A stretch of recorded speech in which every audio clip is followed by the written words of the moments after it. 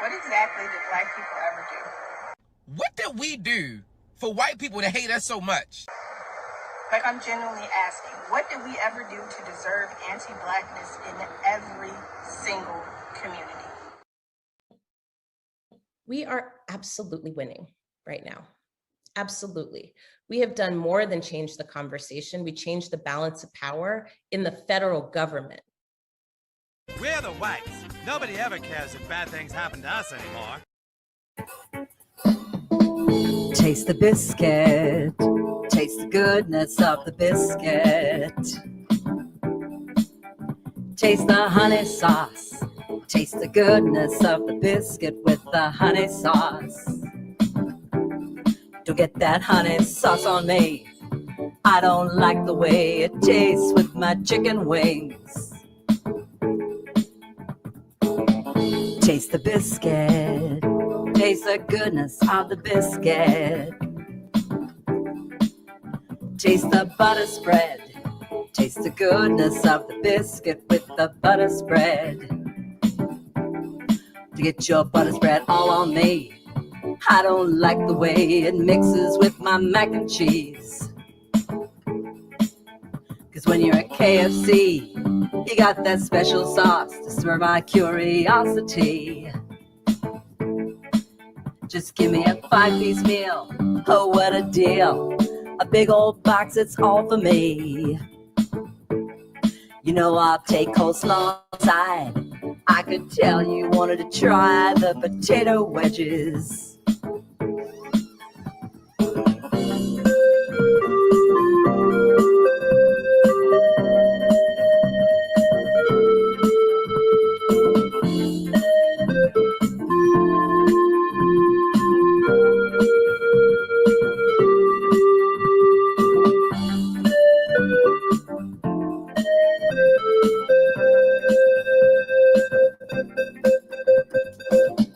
Taste the biscuit.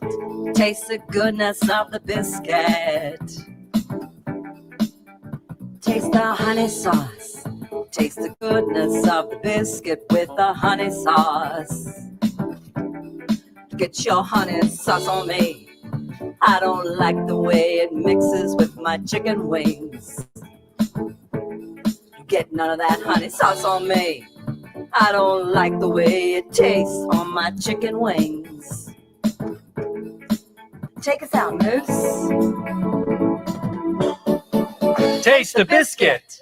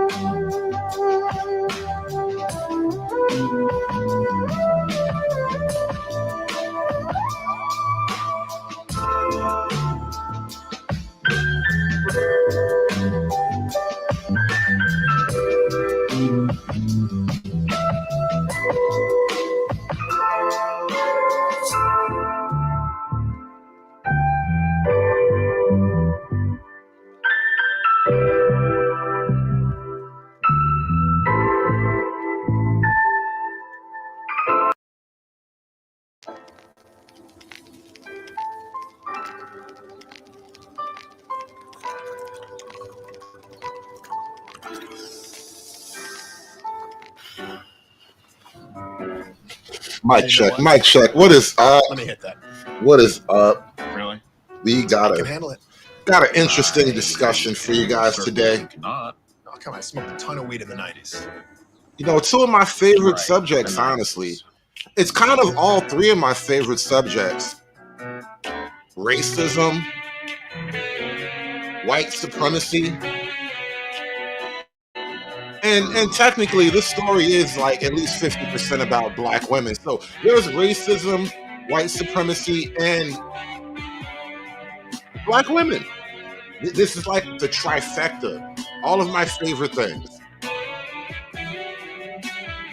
How are we going to weave systemic racism, white supremacy, FEMA, and black women? We should just add black women to the title, right? I didn't want to OD. You know, I don't want to become one of those guys where all you do is talk about black women, you know? Even though that is a lot of what I do. But that's not all I do. I try to keep the brakes on that shit.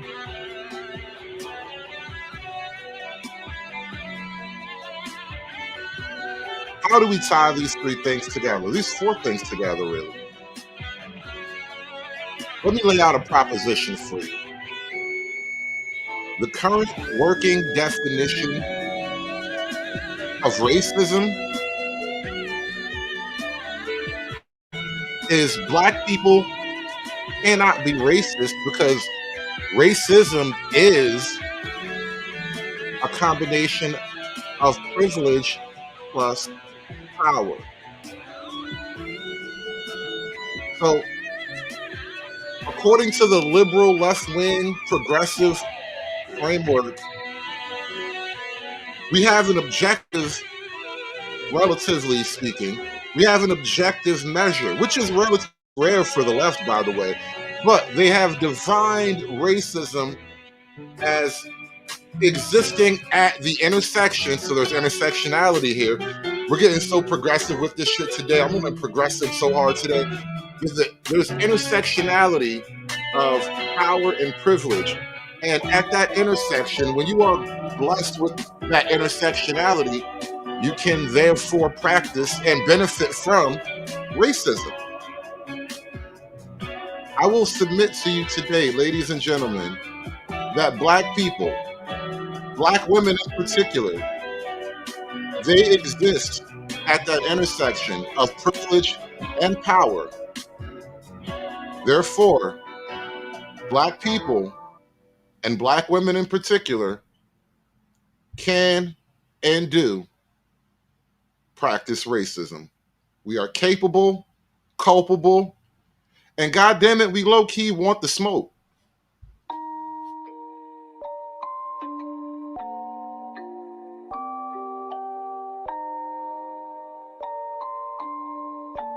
Rage on that beat, going crazy.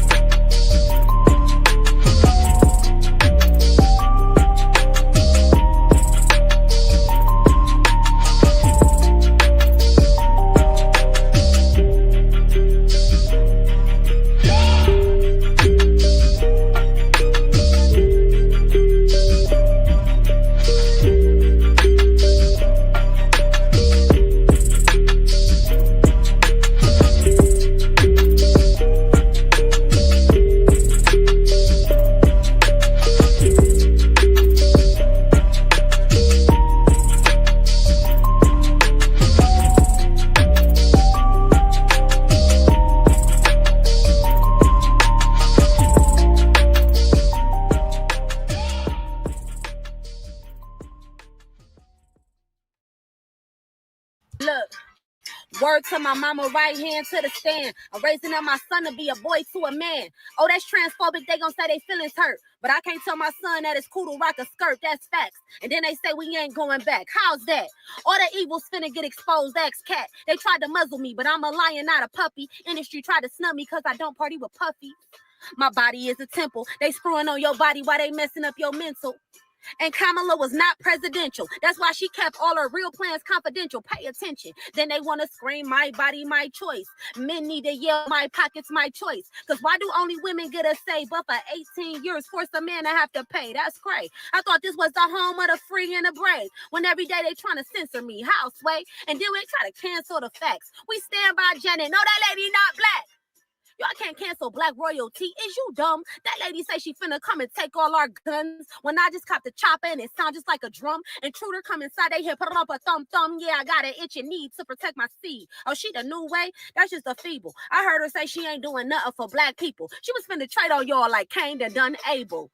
We stand by Janet, know that lady not black. The truth is we can't let y'all alter the facts. A woman is an adult human female, that's facts. The truth is the truth and the facts is the facts. And that's why I voted for Trump, and Trump is my president. Let's go! Oh, it's lit. It's lit. Everything's up right now. Everything is up right now. You know, as is my custom, I gotta build up. I gotta walk you through it a little bit. Yeah. Hey, this is why I added her to the show, SKC. We do learn via rap. It's a phonic educational system we're working on. But before we get into the FEMA part of the show, because that shit's wild, and Portia, we are going to play the interview. We're going to review the interview. It's long. It's like 30-something minutes, but we're going to play, because I only watched like 10 of it.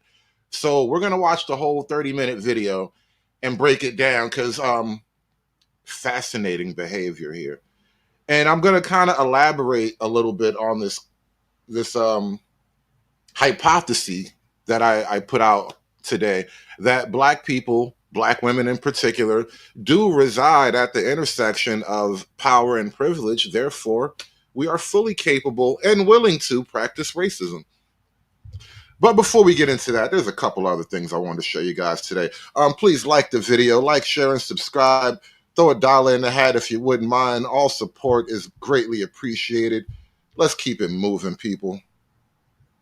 I'm going to be winding down on political videos for my own mental health, and also just because, like, the shit's over. There was something going around last week, just before the election. J.D. Vance said something about, I think all the normal gays are going to vote for Trump. And then there was this whole little sub-conversation on Twitter. Like, what the fuck is a normal gay? It's abnormal by definition. But anyway, I'm not going to beat a dead horse. This must be one of those normal gays, I assume.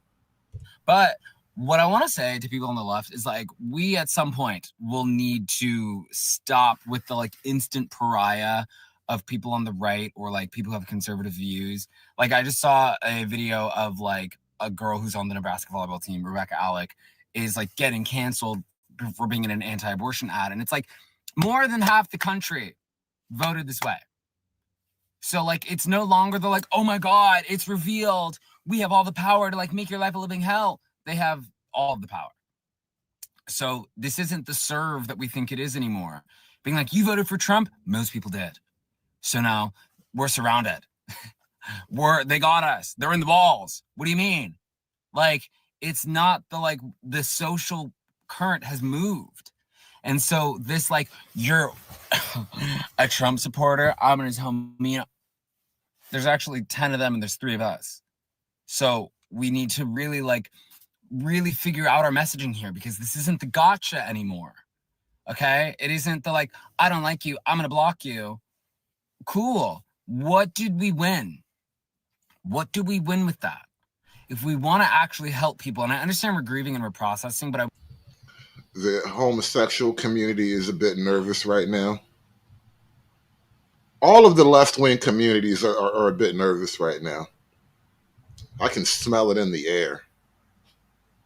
want us to just like start to really marinate in like, how do we move forward? And part of that moving forward is like legitimizing the fact that there are Trump supporters, there are Republicans, there are conservative people that you interact with. And we've made it so secretive and so covert that we actually can't talk to people if the first thing we're doing is like, you're done. Cool. They're fine with that. They got what they wanted. So what do we get? What do we get? Moral superiority? Great. Tell me how moral superiority has ever won legislative politics. We really... Clarice in the chat asked, why do they all speak like that? I call it the gay accent. I noticed this, black or white, and even internationally. All right, the gay accent is it's an international phenomenon. They all put on this weirdly overt feminine affectation, and part of me assumed that it's just somehow innate in them. There's a femininity in them that they just ripped out and showed up to the world. But what I've come to also believe lately is that it's not just something like innate in them. It's like a cultural signifier. It's a put on. They do it because it's what they do. Really need to like legitimize this movement. That doesn't mean we agree. But if we actually want to make a change, we need to stop. There you go, SKC. There you go. I saw a video on Twitter. Some gay dude, he's like in the military or whatever. And I think he got some new post. He had a new job or whatever. And he had to like make like announcements, talk to all like a bunch of people. He wasn't used to doing that. And so he's like gay, like more gay than this dude right here. He's more gay than this normal gay on the screen. And this guy's in the army, by the way. And the army dude is like, well, you know, I got to talk to the boys or whatever, you know, in his gay way. I'm not going to do a crazy gay voice for y'all. But he got on the mic and was like, all soldiers, please respond to such and such commands. But like he spoke in a fucking soldier's voice. Like you can speak in a soldier's voice, but you choose to speak that way, which kind of got me to thinking, it's all a put on. This whole thing is just a show. It's like burlesque or something. It's just they like to do it. They don't have to. It's not really innate in them. They just like it. This is what they want to do. Pretending that they are the silent minority. They are the vocal majority. So we need to actually play ball.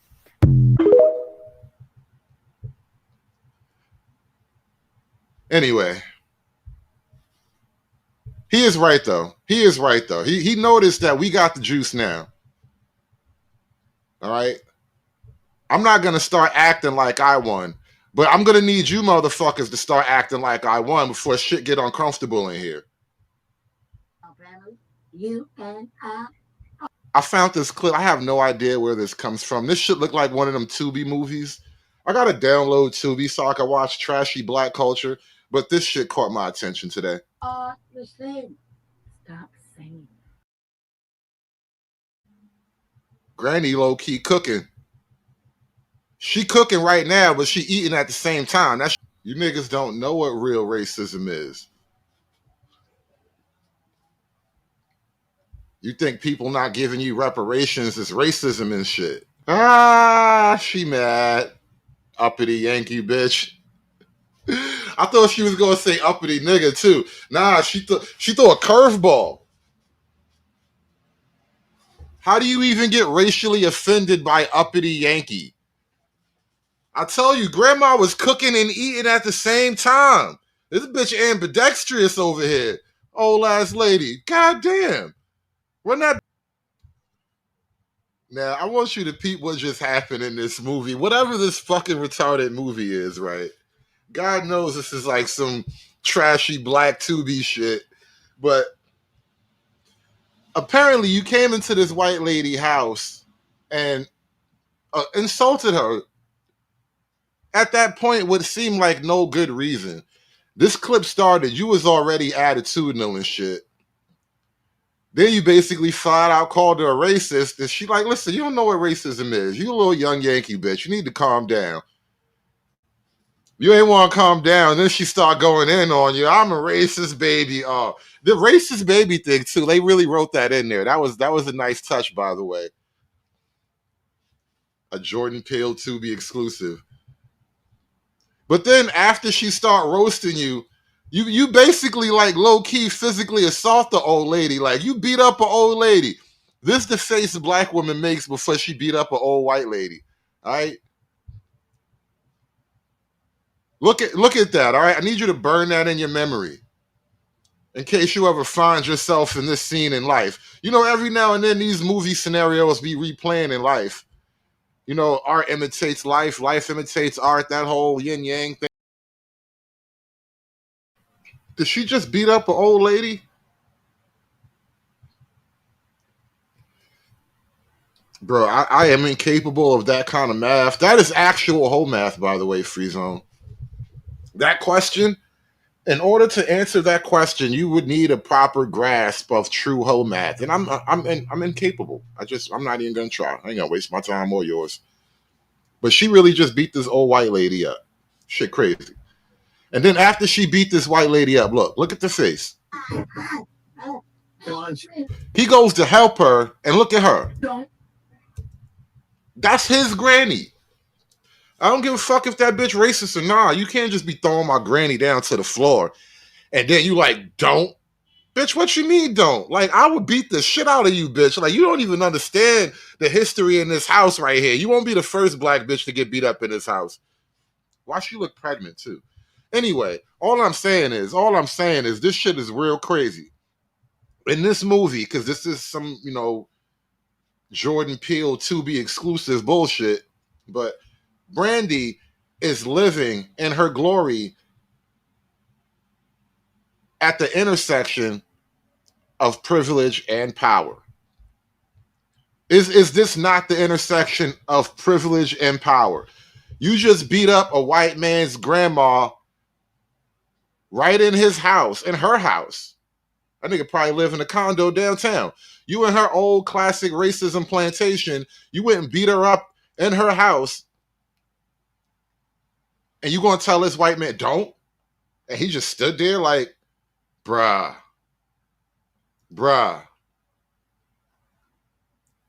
Bitches want to talk about intersectionality. I recognize what corner you from, bitch. Don't come at me with this intersectionality bullshit. Not trying to hear none of that. I know what's up. I know what time it is.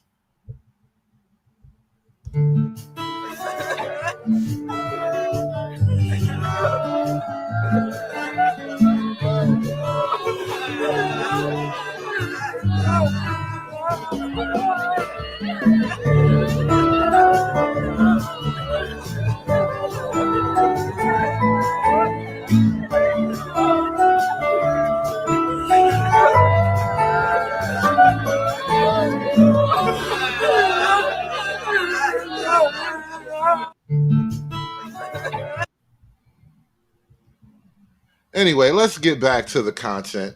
So, I found this clip the other day. Let me share a couple of things with you guys. We're going to breeze through a few clips before we get to the main story. A revealing chart that ran in the Financial Times showed that white progressives, and this is how it has been for too long, white progressives hold views far to the left of the minorities they champion. White progressives hold views, in particular, racial views right here in this instance. White progressives hold racial views that are even further to the left of the minorities they champion. Which almost makes you wonder, are you really championing these minorities? If you're so far ahead of these people that you're effectively dragging them along, are you really championing these people? It's an interesting question there, isn't it? White progressives think at higher rates than Hispanic and Black Americans that, quote, racism is built into our society. And get this, many more Black and Hispanic Americans surveyed compared with white progressives responded that, quote, America is the greatest country in the world. So understand this, right? black progressives are technically acting white. If that would actually make sense to you. All right, think about it. Think about it. By these numbers, the most extreme black progressives are kind of sort of acting white. Revealing chart that ran in the Financial Times showed that white progressives, and this is how it has been for too long, white progressives hold views far to the left of the minorities they champion.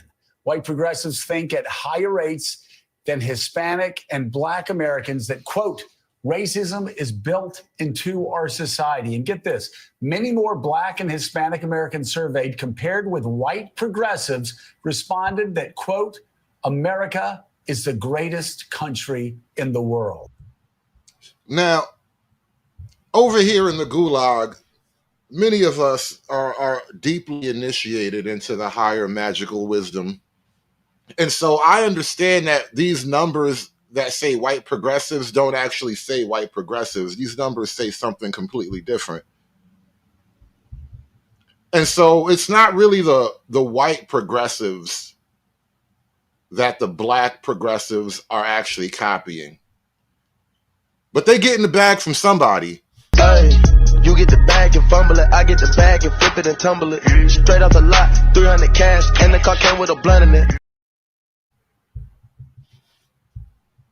There's this sense, right, that whiteness, right, is under threat. The demographic shifts. The country isn't what all of these racially ambiguous children on Cheerios commercials are confusing the hell out of me. Right? Eddie, a lot of people voted because their life's too damn expensive. And it was here and it was. They voted for, you're telling me, Stephanie, that all of these people who believe that their lives are, that bread is too high and eggs are too high, that they voted for a convicted felon, a guy who said we can grab the pea. I think that a lot they voted for this guy. I'm not defending it, but I think there. I forget this guy's name, but he's having a hard time believing people actually care more about their eggs and their gasoline than they do about their racism. Just can't believe it. There are tons of people that don't pay attention to, and I'm not defending it, don't pay attention to politics at all. But while we live in the most prosperous country in the world, people are saying life's not fair. I'm not doing well. My son's still living in the basement. I can't seem to get a job. I don't like the status quo. I'm voting for something else. And I love you to life. I love you. But I do not believe that. Mm-hmm. I cannot believe that.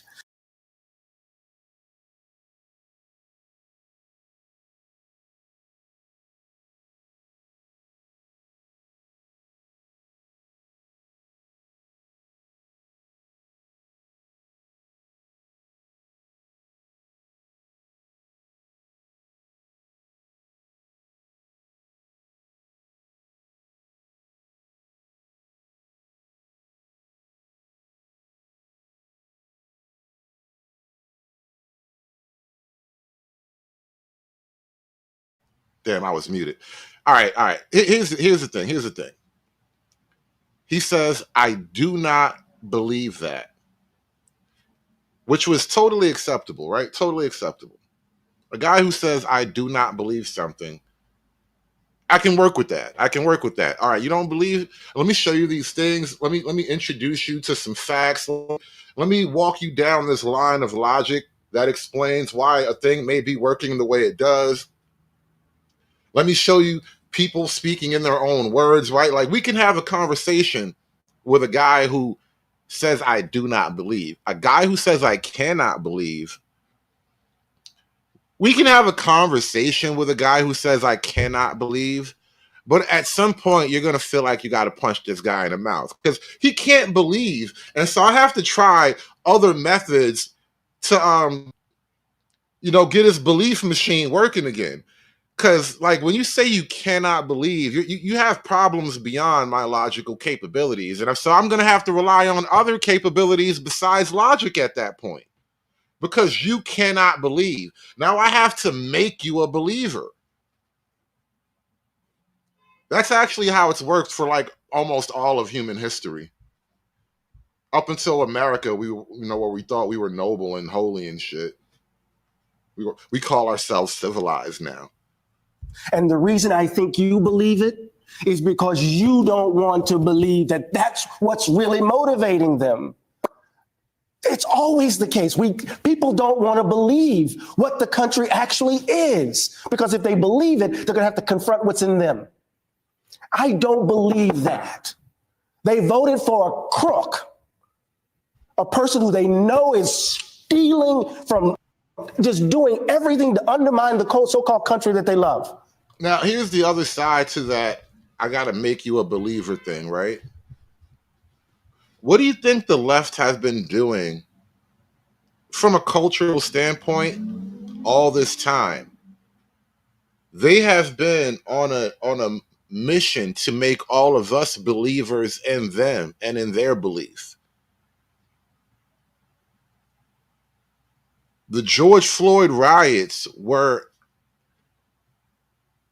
an attempt to make us all believers, right?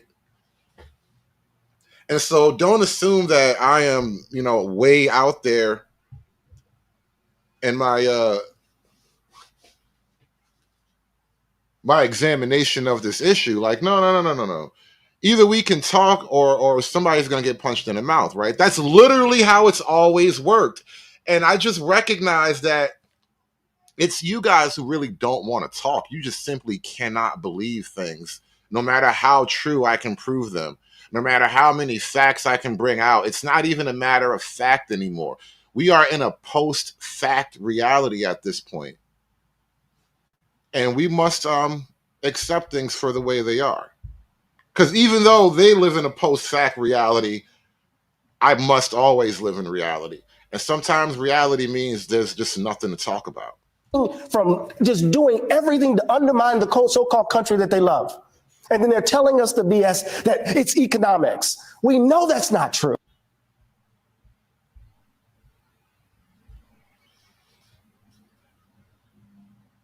Black people can't be racist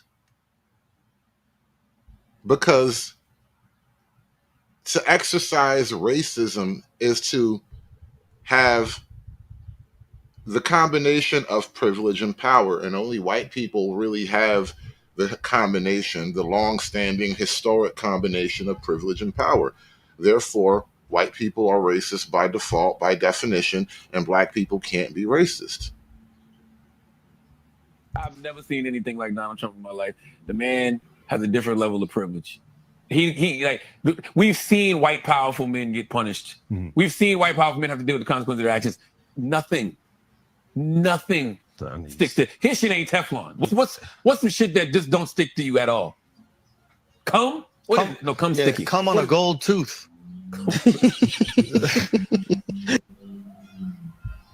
That was weird as fuck. You guys get together and talk about the weirdest shit ever, bro. I'm going to the That's the name of the pod, man. Let's stay away from these niggas. Those are some dangerous boys. Those are some weird boys right there.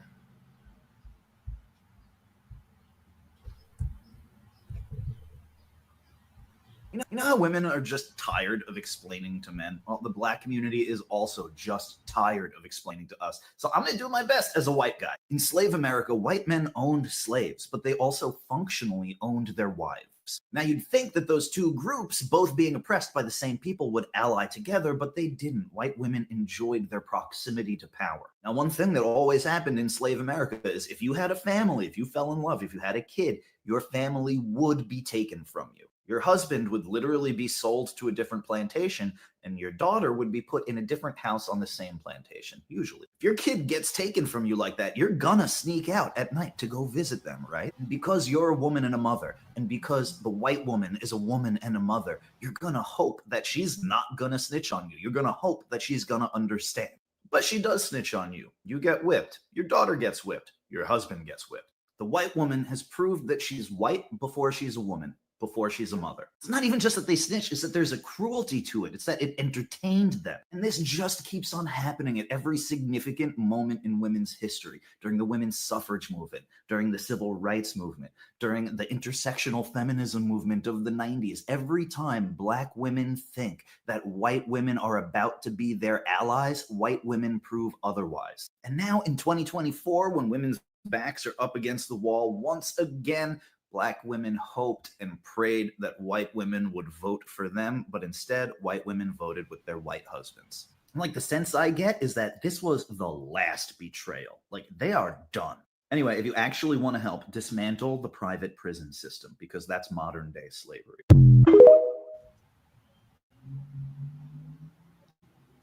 Black people seem to have an endless, a near infinite amount of white allies in our alleged struggle for justice and equality and Black happiness and shit.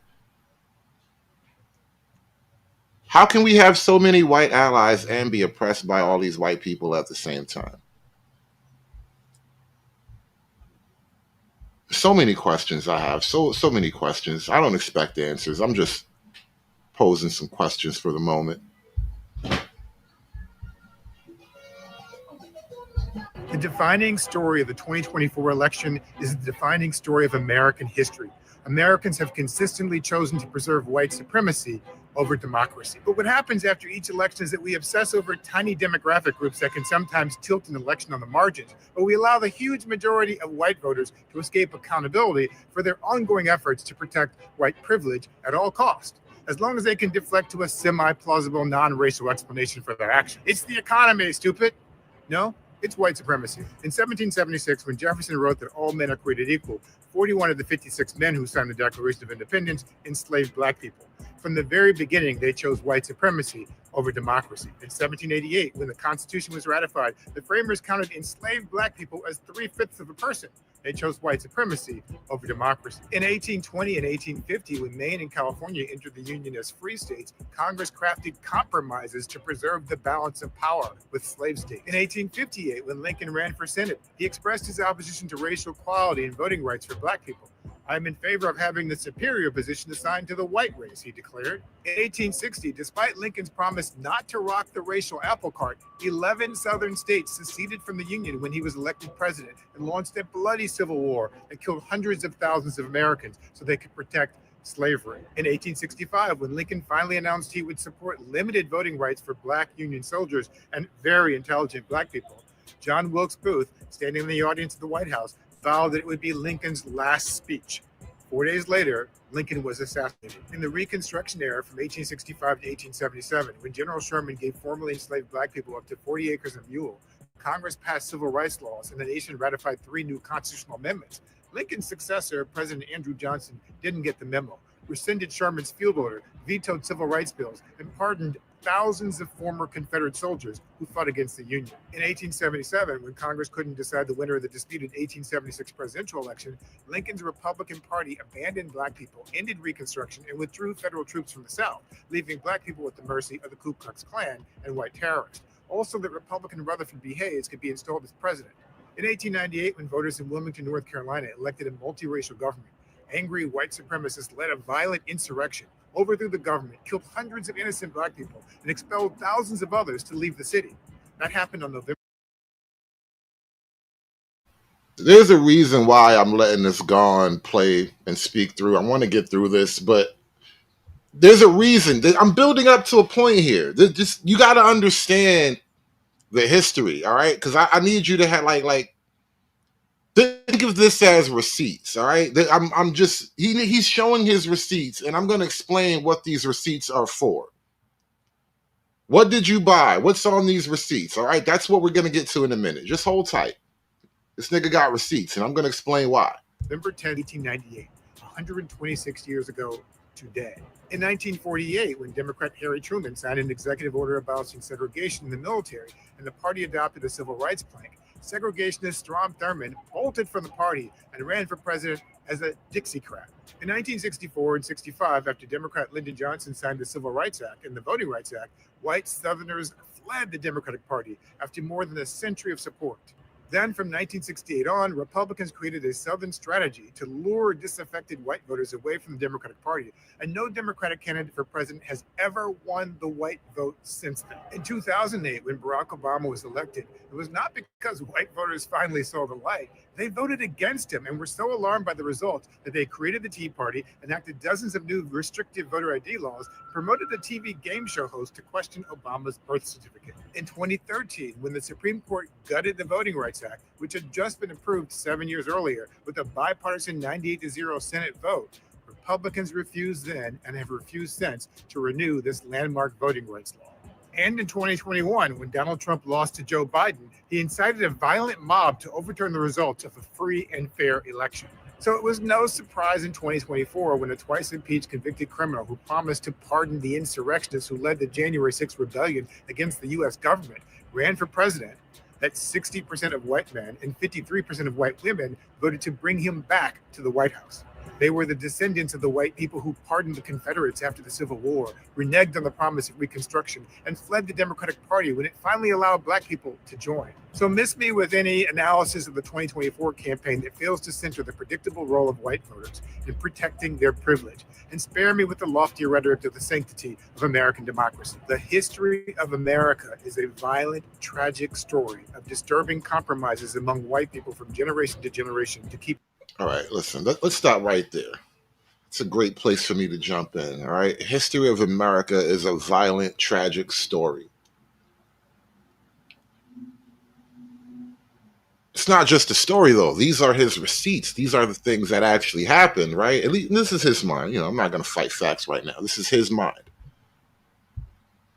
What did you buy with all these receipts, right? You know, a long time ago, I had this one like freaky weird math class in high school where we had to do like logic theorems and shit. It's like if this, then that, you know, if A, then B. You know, it was like weird, really weird math problems that like made you twist your brain around like a Rubik's Cube. But I kind of got to understand it after a while. And this is, you know, also kind of a logic problem, you know. If this, you know, all these receipts, right? If that, then what? It's the logic theorem. So we have all these receipts of, you know, the systemic racism and the white supremacy, all these things that were done to us and against us and all that, right? If this, then what? I'll show you what.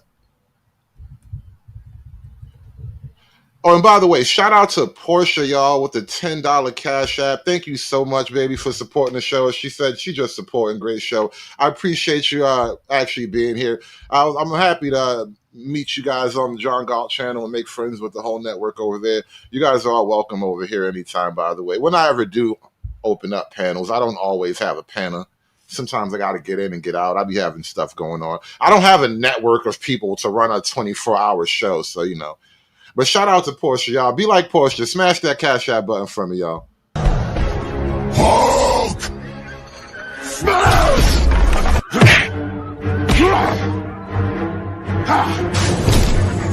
Smash you! You make Hulk angry. You not like Hulk angry. Hulk no like fighting girls. If this, then what? So I showed you the first part, now the what? What did you buy with all those receipts? For all of the white women, the Beckleys and the Bentleys and Emilys who voted for Trump, this is what I gotta say to you. Whenever your little Emily comes home full of Tyreekuses cum shot, she's a teen. Sadly, you told her not to mess with that dark meat, but she did. I'm going to enjoy the non-abortion that she's going to get. How she forced to have that baby and trace the whole family. Go ahead, Tyrone. Put it in a deep dicker so you can get this swirl in. Mm-hmm. Now you got some niggas in the family now. You don't like us now. We at Thanksgiving dinner now. The whole in-laws, everybody coming over there. What's up? Your grandchild gonna be a nigga. Oh, Rebecca, saying you're going to Pilates class, but we'll be going to the hood to see Rodney? You know what I'm saying? So we can pop you down and you go back home all tired and ran through to Stephen. That card gonna break one day, baby. Or that raw dog gonna really pay off. And that plan B ain't gonna be available. And that abortion ain't gonna be available. And Peter gonna know that you got some BBC all up in that ran through run over cunt. Oh, but you ain't gonna be able to get no abortion, are you? You ain't gonna be like you've been doing before. Because we all know why y'all wanted to shut down abortions. Y'all was getting all the abortions. But that ain't gonna be over. Bro, she looked like the dude Samurai Jack spent his whole life trying to kill, bro. Samurai Jack did like 5 seasons in like a little mini feature trying to kill this one motherfucker right here.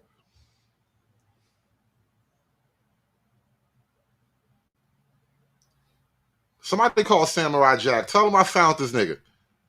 Come get this motherfucker. He right here. Over with now. You done kept Rodney a secret for a real long time. But not no more. Welcome that black baby. And we know y'all gonna about to drop me. Welcome that black baby to the family. That baby is called right. Or when you're bleeding out on a table somewhere and doctors can't do nothing. Our thoughts and prayers will not be with you. Well, our thoughts will be, and our thoughts will be. How's it feel, baby? See, because you ain't care about us, right? You know, I hope that vote came with immunity to all reproductive issues. All of them. I hope that vote came with a natural tubalization for your little fast ass motherfucking white trash, BBC loving, Tyrekas and Daquan loving ass teenage daughters that always be bouncing on their motherfucking dick. I hope that's what it came with. But something tells me you didn't. Are you immune to all of the different problems that can happen with reproduction? Oh, when you have that stiff baby lodged inside of you and can't anybody do nothing about it, and you just, oh my God, bitch, you ought to be laughing. You wanted that, right? That's why you went and you took your aging, badly thin-lipped, no ass, no rhythm having ass, can't ride. All right, I'm sorry. I'm stuck. Suddenly, a philosophical conundrum just presented itself to in my mind, and I gotta burden you guys with it now. What is more racist? What is more racist? I'm going to give you 2 choices. What is more racist? Is it more racist for the white women to have sex with black men and then abort the baby because I don't want to have a black baby? Or is it more racist to make fun of the white girl who has sex with black men and now you got to raise a black baby? Which one is more racist? Bandit, you said option 2 before I even finished talking. I want you to think about it a second and then retype your next answer. But what is more racist? Is it more racist to kill the black baby because he was black? Or is it more racist to be like, aha, you got to raise a black baby. Aha, look at you struggling. Which one is more racist? Hey, D-Rock, listen, man. This is where we come here into the gulag to get philosophical about the dark realities of the modern world. Nobody really ponders these things. Do you know what I mean? Nobody talks about this kind of shit. Sigma says option 1. Bandit's still on his 2. Tyrone says a 1. Free Zone says 1. You know. Because at least the baby lives in the other option. Like, I'm going to roast you till the baby like 18. If that nigga don't make it to the NBA, I'm going to roast you forever. But you got at least 18 years in his contract.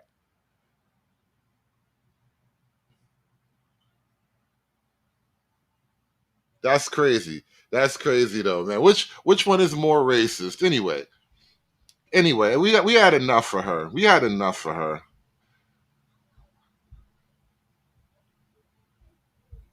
What is going on with women, black women, and the government? Because there's a lot of stuff going on in the government that's fucked up. But every time I hear about some fucked up policy agenda happening, there's black women in that shit. And there's like, 40%, 50% maybe leading the charge. If they're not number one, they're number two, goddammit. Some children are taught very early that they do not have a right to be here. These are messages that block kids' ability to live up to their human promise. The Pine Project has been a component of my ongoing growth as a white educator. It's what it means to be white. There may be a lack of awareness, of reflection, resulting in that aspect of your identity being somewhat invisible even to you. One commonly held misconception about race is that the conversation is not appropriate at certain ages. Babies start noticing race as early as 3 months of age. Racial biases can develop between 4 and 5 years. Teachers and adults play a crucial role in shaping children's attitudes towards race. And silence about race can reinforce racism. And so when we fail to intervene or delay these important conversations for the perfect moment or the perfect picture book, what we're doing is we're creating a vacuum for a child to start absorbing all of the biased, anti-Black, anti-immigrant ways of interpreting the patterns that they're seeing in the world. The research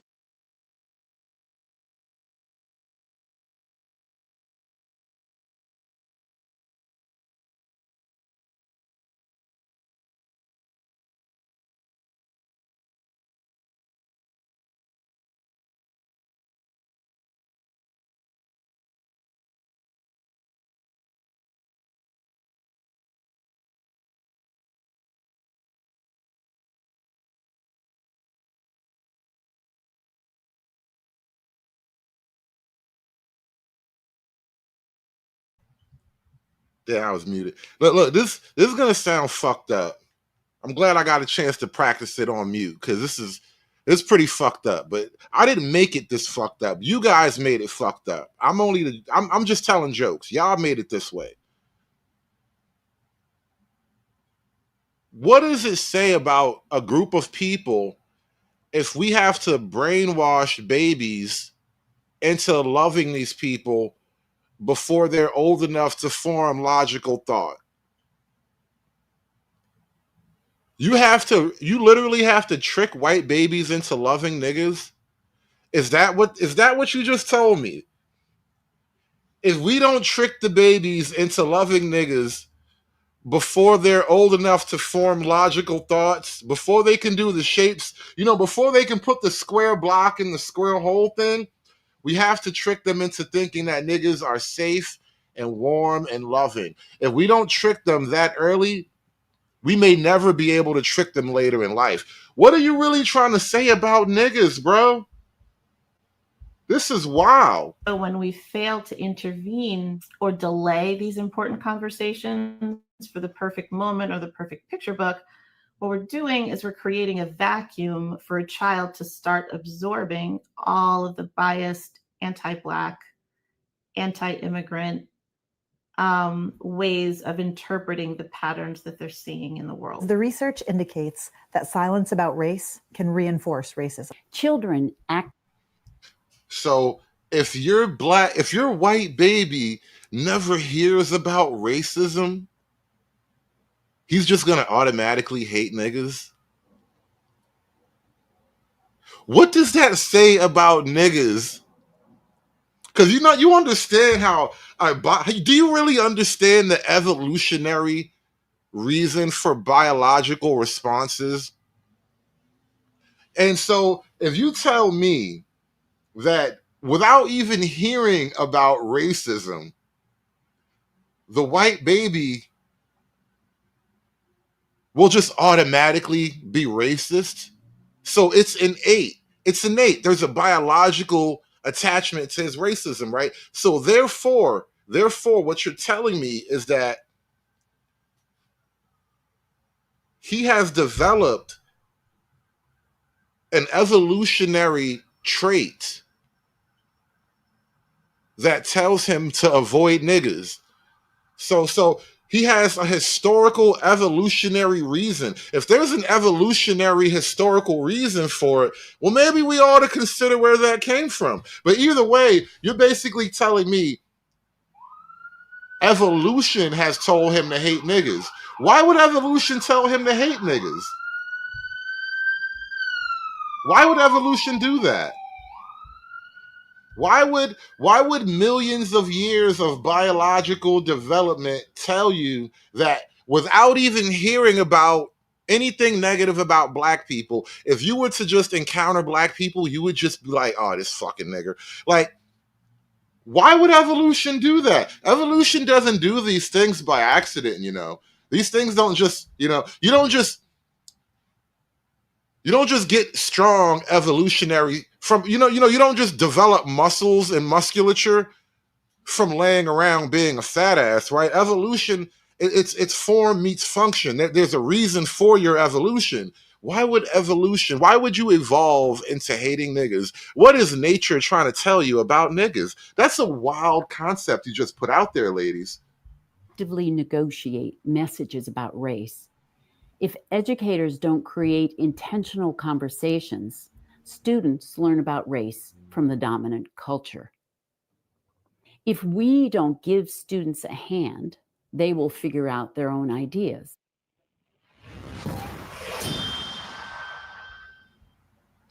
And so, in conclusion, we are going so far on behalf of the blacks that we're willing to brainwash the babies. The baby might be racist, and we have to do something about it. Matter of fact, the baby is most definitely going to be racist if we don't do something about it. And we're going to do something about it on behalf of the blacks. You know what that's called? Privilege. I had no idea people were going out of their way to make their babies like me. Like all this time, every now and then a white baby would smile at me and wave. The other day I was driving a truck and I was like in a intersection, I was at a light or whatever in a busy intersection, and there was like a little SUV next to me and some white girl. I looked down and I noticed the white girl was like waving at me trying to get my attention and shit. And I looked down, she's all smiling and waving and shit. And she did that little honk. There's a universal motion to honk the horn. The kids love it. And so I blew the air horn or whatever, and then she had a sister in the seat next to her, and they were like clapping and laughing. It was fun for them. I have this moment every now and then as a truck driver. It's one of those things that happen. And I had no idea that somebody basically brainwashed that little girl into liking me. That was fucking terrible. I can't believe that. That was a real moment, and you fuckers stole that from me. That was crazy. I had no idea. I thought it was because I was just a cool black guy. Apparently you tricked her. You tricked the little white girl into thinking I was a cool black guy. That's fucking horrible. You people are disgusting. Anyway, we got to move on to this FEMA thing because it's actually interesting. And this FEMA story is right at the intersection of privilege and power. Do me a favor, y'all. Like the video, people. Like, share, and subscribe. Throw $1 in the hat for your boy. Politicizing a natural disaster, what FEMA is warning about. The only person making an accusation that people are not getting what they've asked for is Trump, falsely claiming that the administration is withholding resources because of political affiliation. That is just not true. Hurricane Milton victims in Florida may have been denied help for being Trump supporters. A FEMA official has now been fired for telling relief workers to bypass homes with Trump vans campaign signs. They then turn around and go, see, FEMA's not coming to help you because it's a Republican area. And then people go, see? No, not see. You've got to see for the first time in your life if you're MAGA. Donald Trump is a con man using you as his mark. Donald Trump's a ridiculous, pathetic liar. Well, the Federal Emergency Management Agency is facing major backlash after confirming reports that a supervisor ordered disaster relief workers to avoid homes with Trump yard signs. What would you say to people propagating misinformation about the emergency response to these storms? Stop politicizing FEMA. Elon Musk is hopping about the country, spewing and tweeting political falsehoods and attacking FEMA while claiming his desire to help the hurricane victims with free Starlink access to the internet. Donald Trump is literally putting lives at risk right now. If you can't trust FEMA and trust basic weather reports, for example, which he's questioned in the past. Elon Musk, the richest man in the world and top Trump ally, has also pushed lies about the hurricane to his millions of followers on the social media platform he owns. Now, unfortunately, tragically, quite frankly, it is politicized. The only person who is politicizing this is Donald Trump. He's the one guy doing it. The Daily Wire obtained private messages showing a FEMA official instructing hurricane relief workers there to avoid homes with Trump signs. Before Hurricane Milton has even made landfall, the former president is already, and for the second time in almost as many weeks, politicized the federal response. Look, situations like this where people desperately do need help should not be politicized. This kind of misinformation is making people fear that the government is not going to be there to help them when they are. Politics and the rampant disinformation that's being peddled by Donald Trump and some Republicans. This is what a FEMA spokesperson said. They posted this on X. FEMA has what it needs for immediate response and recovery efforts. But there's we're just, sort of lost at sea in this tide of disinformation. Secretary of Homeland Security warned FEMA is running out of money. FEMA does not have the funds to make it through the season. Why does Donald Trump continue to insist on politicizing the storm? He was politicizing this hurricane response, saying that it's been a terrible response from the White House. Donald Trump wasted little time politicizing this tragedy even further than he already has. Trump, again, trying to politicize the response to the hurricane. The Biden administration is effectively handling this. They're just not politicizing it as Donald Trump is. About 20 damaged homes were reportedly ignored by FEMA because of the residents' political affiliation. FEMA is now handing over the matter to the Office of Special Counsel.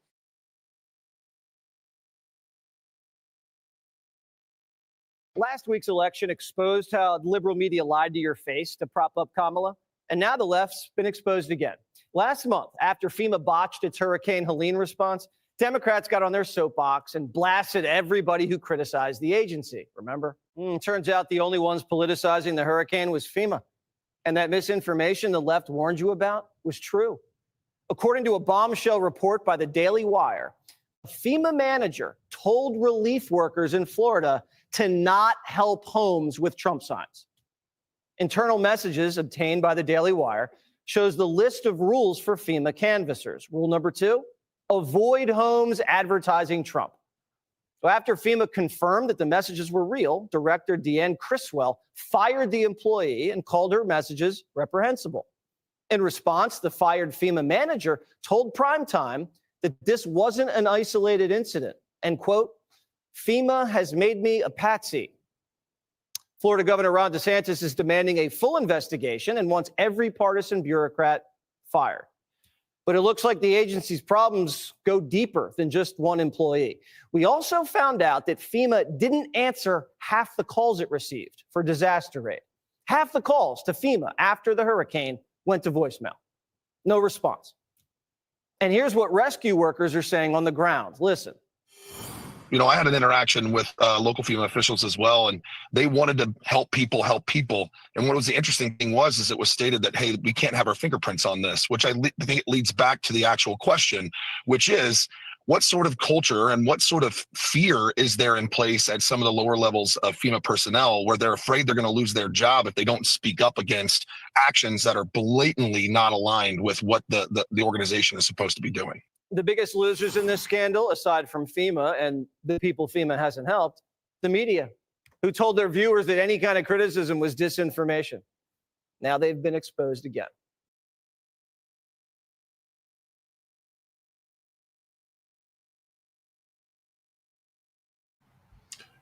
Speaking of the culture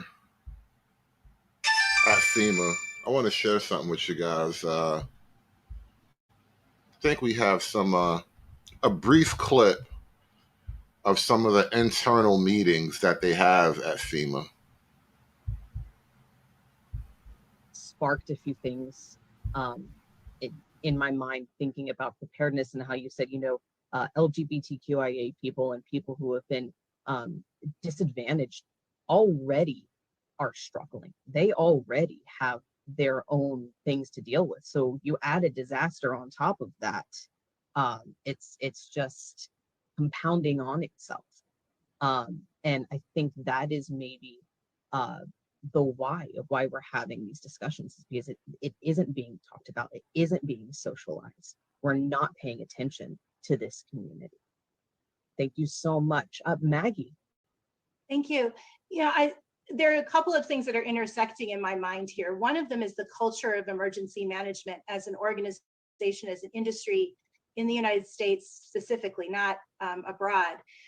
This has, and my cat sometimes does this, she gets really loud suddenly, so you'll have to just allow for the little meowing in the background. The shift that we're seeing right now is a shift in emergency management from utilitarian principles where everything is designed for the greatest good for the greatest amount of people to disaster equity. But we have to do more, right? And so this topic. What is disaster equity?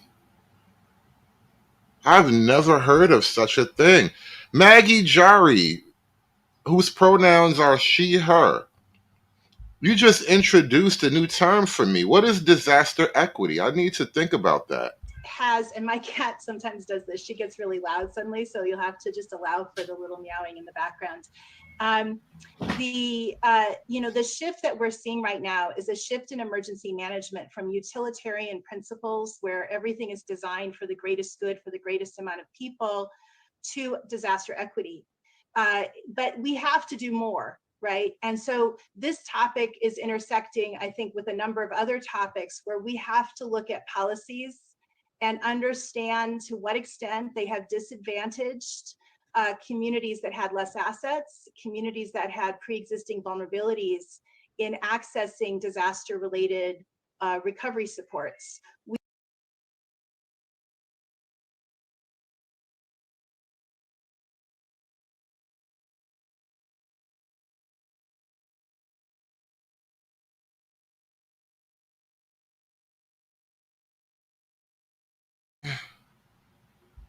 I'm here to tell you,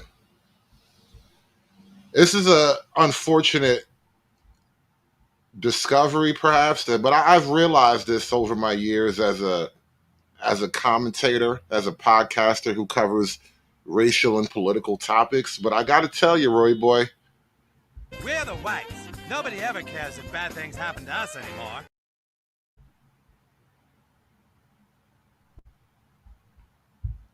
It is what it is.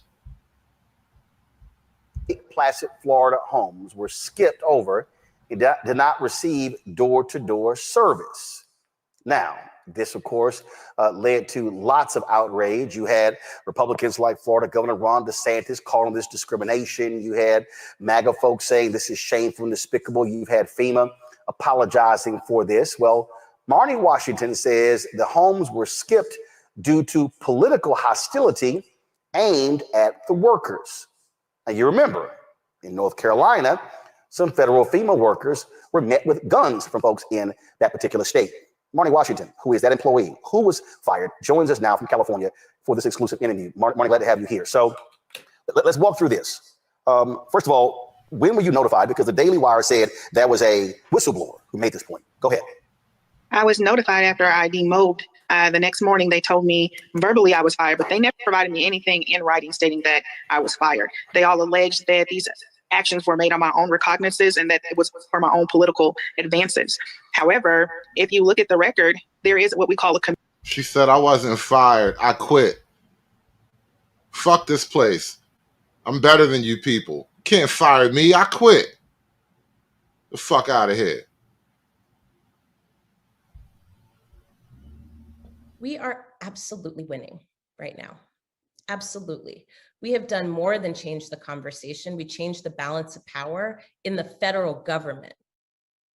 community trend. And unfortunately, it just so happened that the political hostility that was encountered by my team, and I was on 2 different teams during this deployment, they just so happened to have the Trump campaign signage. FEMA always preaches avoidance first and then de-escalation. So this is not isolated. This is a colossal event of avoidance, not just in the state of Florida, but you will find avoidance in the Carolinas. Senior leadership will lie to you and tell you that they do not know. But if you ask the DSA crew leads and specialists what they are experiencing in the field, they will tell you. Demand for FEMA to give you those incident reports. They will substantiate what is happening to us in the field. Okay, so let's go through that. And you also sent a text message to folks. You said, my civilian job has severed ties based on their core values, which is based on FEMA's determination of firing me. You laid the core values. You said, which of these did I violate? You said, I did not vote for Kamala. I'm non-partisan. FEMA did not give me fairness. They violated their own values. They know homes are being skipped due to political hostile encounters. So you say you didn't vote for Vice President Kamala Harris. Did you not vote at all in this election? Correct. And so I didn't even have an opportunity to vote at all in this election due to the amount of deployment requests and the high demand of help that is needed with FEMA. She was so busy helping the white people, she didn't even get a chance to vote for Kamala. Because she's a giver. She just likes to give. So, okay. So you normally do vote. You simply didn't vote in this election. Correct. Okay. So let's go through this. And again, they say you skipped the homes. And so when we talk about the incident reports, have you released those publicly? Have you released a report saying this is where I notified FEMA executives of these particular homes and how they were hostile to our workers? So I have not relinquished any reports. And anytime that we relinquish reports, we do not state specific homes due to PII. What we do is we discuss community trends. So if we are noticing, for example, on Mary Street, you'll find 3 or 4 homes that we tried to canvass and we were greeted with unwelcomed arms or people are coming out guns blazing or screaming at us, then that's a street we need to avoid altogether. Okay, so so first and foremost, you work with, is it Avanoth? Oh, that's my civilian job, Avanoth, yes. Okay, so, all right, so I'm sorry. So explain us civilian job and fire from FEMA for folks who don't understand. Yes, at home, I have a regular job like everyone else. I have an executive position. I take care of things there. For that job, I'm in contract with them on their terms. And then for FEMA, I work as a reservist. So my time for them is on call based on deployments orders that I receive. So explain when you say the deployment, FEMA's not military. So what does that actually mean? Deployment means that they are asking you to leave your resident of records and to respond to a natural disaster on United Nations land. Okay, and that, so how long had you been working in this capacity with FEMA? Since 2019. Since 2019. So you had worked other disasters around the country. Correct, and I always exceed the expectation, and I come highly recommended. Okay, so when they say a FEMA employee, are you technically a FEMA employee or contract? I am an employee. There's different forms of hire with FEMA. You can be a reservist. Roland, you're so fucking goofy. She works for 2 different agencies. She can divide her time between both because they're on-call positions, apparently. You're wasting time, goddamn. This is a long-ass interview. You can be a PFT, which is a full-time employee, or you can be part of the Corps where you work 50 weeks out of the year. You can also contract with FEMA as well. So there's various forms of employment with FEMA. So not only were you fired from FEMA, go to my iPad, your civilian, so your other job with Avanoth, you've been fired from that job too. They actually did that in writing, yes. Okay, so so she quit FEMA, but she got fired from the other place, for real. Dear Marnie, bitch, is that how you really spell your name? Tell me that's a typo. Marn apostrophe I. Dear Marn apostrophe I regret to inform you that your employment with Avanoth is being terminated effective November 15, 2024. However, your last day working with Avanoth will be effective immediately. Due to violation of the company's core values and workplace policies. Due to the nature of your absence, I will work directly with you for the return of all Avanoth equipment and community access items. That means I'm going to run down on you and you got to give me up all of the company property. The badges, the hoodie, the t-shirt, the pens, everything. Probably got a credit card too for day-to-day expenses. Give me the card, matter of fact.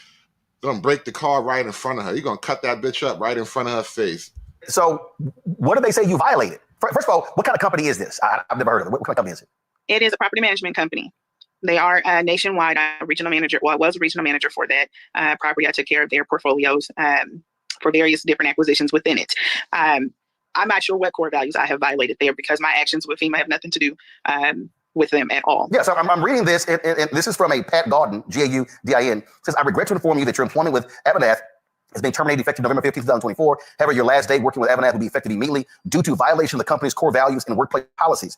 Due to the nature of your absence, I will work directly with you for the return of all Avanath equipment and community access items. Your benefits will terminate on November 30th. Then it goes to final payment, things on those lines. So this is Pat Gaudin, Executive Vice President, Human Resources. So they never explained to you what you violated? No, they haven't. And this is all because of FEMA's doing. They allowed a partnering company to leak internal communication and then relinquish all of my personal contact information. So they don't. Now, I want you to understand what's happening. This is narrative crafting. And it may or may not be true because, you know, shit happens at the high level. We don't always know. The shit is opaque for a reason. But she is saying that I'm being set up.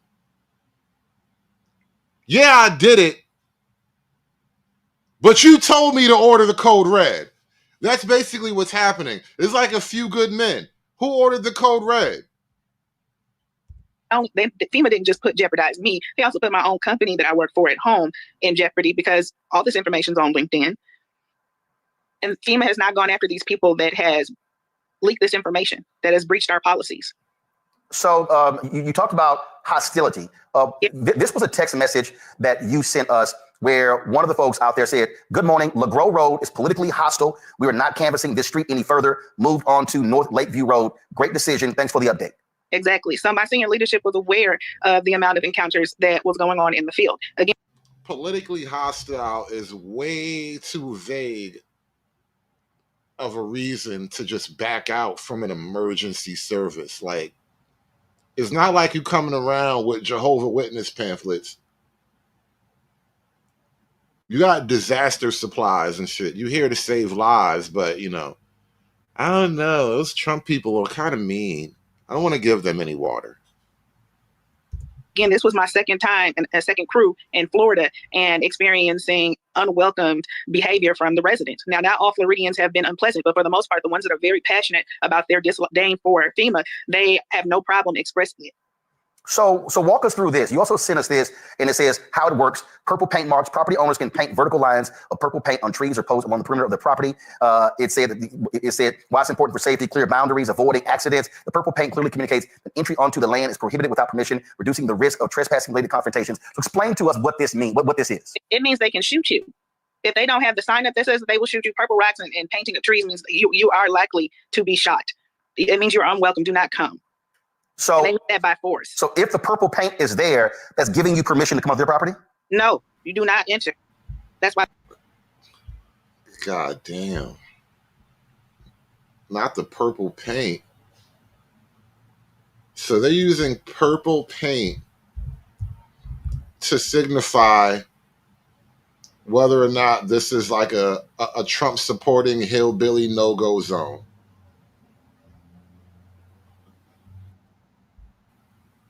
Purple paint.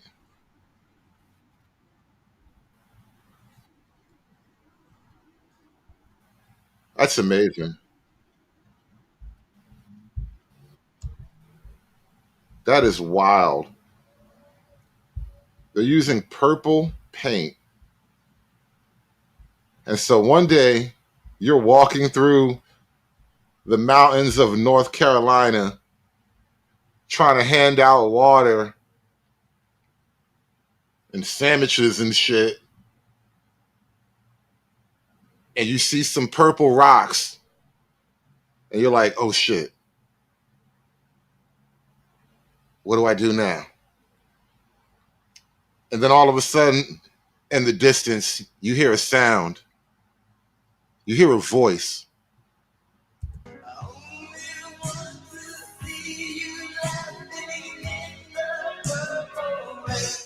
Purple rain, purple rain.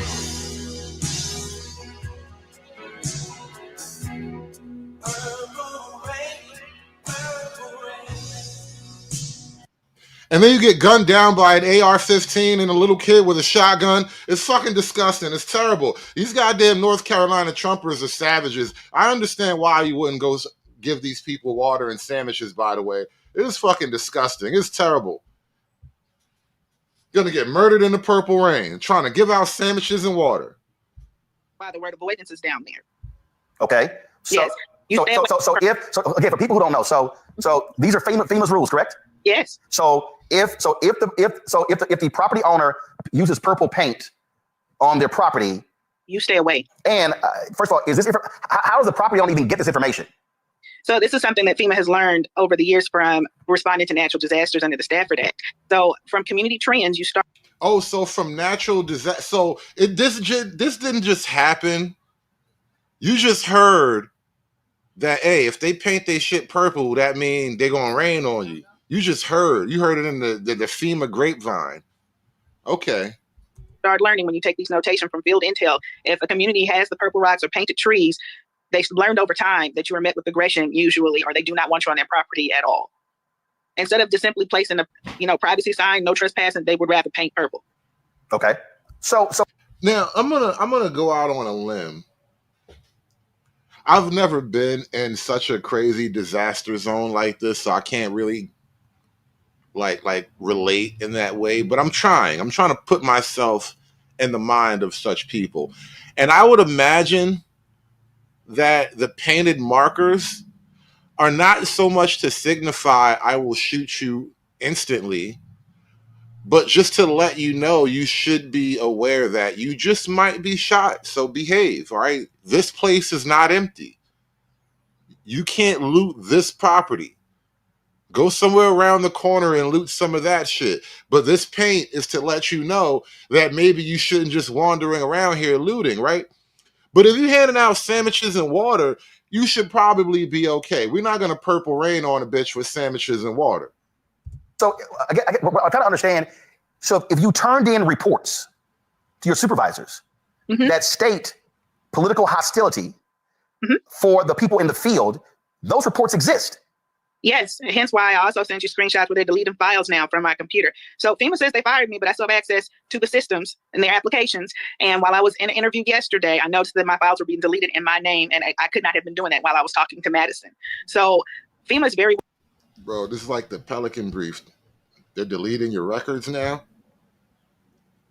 They went back into the system and act like they never told you to shit on the white people.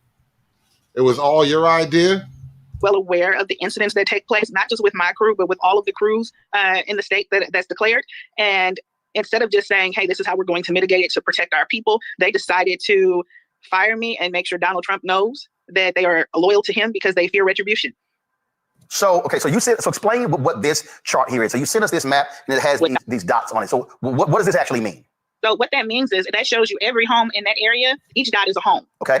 And that dot gives you intel of if I was able to register that person, if I was only giving them resources, if I wasn't able to access the property. There's all kind of things. They mapped out all the purple rain houses. They actually mapped out all the purple rain houses who just coincidentally happened to have a Trump flag next to the purple rain sign. And they were like, all right, these the niggas that we don't fuck with. Gotcha. Things in that data for that one dot. So when someone says that, oh, there was at least 20 homes missed, or we didn't do this, or we didn't do that, we have to put that into context because this was a breach from a partnering company that FEMA hired, the surge capacity team, which are usually just TSA workers. And they took it upon themselves to say, we want to go and register these homes, knowing that it is hostile and it could possibly endanger the rest of the team. So because they didn't get what they wanted, they went and sent this information out and misled the people that we just... Bro, they literally live by the lake. How hostile can they be? Most people with nice houses by the lake, generally not the hostile sort. You know what I mean? They probably got like deer wandering through, turtles and shit, rabbits, the owl that comes out every night. How hostile can you be when you live? There's two bodies of water in this map right here. Assuming the body of water to the right is the Atlantic Ocean, I'm just saying this doesn't look like the most hostile part of the country that you could live in. I mean, I don't know. You can't really judge from a map. But, North Carolina generally isn't the most savage part of the country. Shit happens everywhere. But the mountains and the lakes of North Carolina don't really ring out in my mind as hostile parts of the country. Like, I mean, if you're scared, get a dog. Just bypass these homes. We omitted these homes for safety precautions, not because of political play. Like, no one cares about that. We want to make sure people can register. So when you say for political, so describe for me what political hostility means. Is it people will tell you, I don't like FEMA. That's part of the Biden-Harrison campaign. You guys are lying to people. You're not helping people. You don't even give people the essential needs funding, the $750. A lot of people think that's what that means. That's what that means. They say you down with that Harris bitch. They say you came here with that Harris bitch. Nah, we don't fuck with that Harris bitch. And you fuck with Harris, so we don't fuck with you neither. Hoes mad, hoes mad, hoes mad, hoes mad, hoes mad, hoes mad. This is about targeting women of color in the United States of America. Don't tell me, because I didn't get a single apology. Time has expired. My life was threatened. Thank you. Hoes mad, hoes mad, hoes mad, hoes mad, hoes mad, hoes mad, hoes mad. Sorry, boys. Duty calls. Attention, ladies and gentlemen, we have a Category 3 hose mad alarm. I repeat, Category 3 hose mad alarm. This is not a drill. High levels of sodium chloride have been detected emanating from the thought community. I repeat, this is not a drill. All available troops, grab your memes, GIFs, anime avatars, fire up the sock accounts and report to your stations. I repeat, this is not a drill. Some of you are going to get banned and not make it back alive. But that is a sacrifice I am willing to make. Hearts and minds?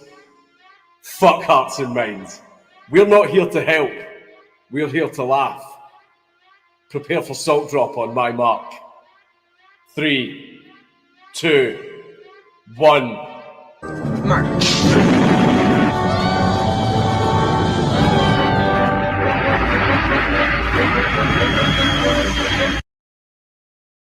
Is it people will tell you, I don't like FEMA. That's part of the Biden-Harrison campaign. You guys are lying to people. You're not helping people. You don't even give people the essential needs funding, the $750.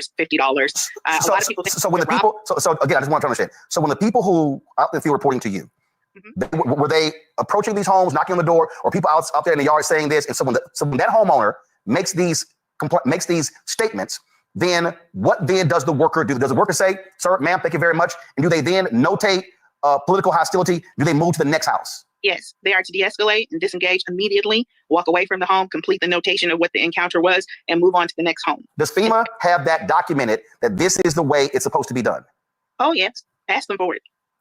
So FEMA has documents that show that, field worker, if you run into anyone who is politically hostile or is hostile to you as a worker, you're saying they are to de-escalate, thank you very much, and keep moving, and then make a notation of that particular home of whatever that specific encounter was. Right. You put down in the notes, hey, this was an unwelcome encounter. Their firm, do not return.